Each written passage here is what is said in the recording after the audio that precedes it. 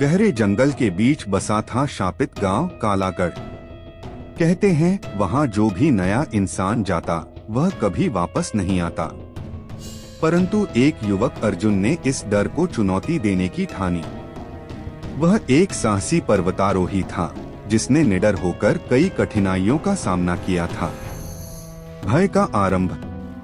अर्जुन ने गांव में कदम रखा तो चारों ओर घना कोहरा था। घर खंडहर जैसे लग रहे थे और वातावरण में सन्नाटा था, जैसे कोई वहां रहना ही नहीं चाहता। लेकिन अर्जुन को डर नहीं लगा। वह जानना चाहता था कि आखिर इस गांव का रहस्य क्या है। रात का खौफनाक मंजर। रात होते ही अजीब घटनाएं शुरू हो गईं। हवा में किसी के फुसफुसाने की आवाजें गूंजने लगी।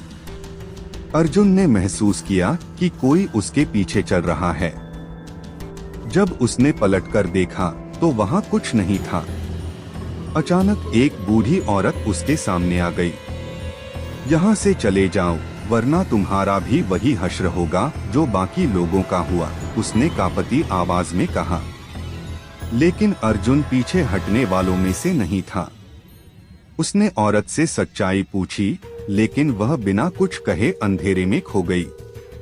भूत नहीं, डर ही असली शत्रु है। अर्जुन ने गांव में गहराई से खोजबीन की तो उसे एक गुफा मिली।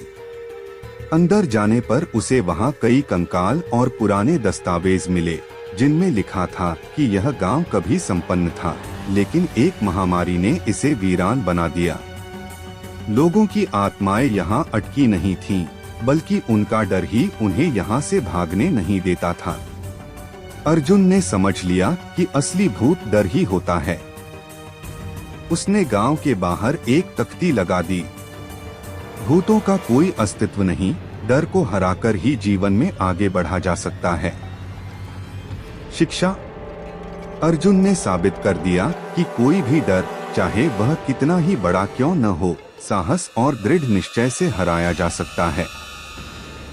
हमें अपने जीवन की कठिनाइयों से भागना नहीं चाहिए, बल्कि उनका सामना करना चाहिए। डर से मत डरो, बल्कि उसे जीतकर अपनी ताकत बनाओ।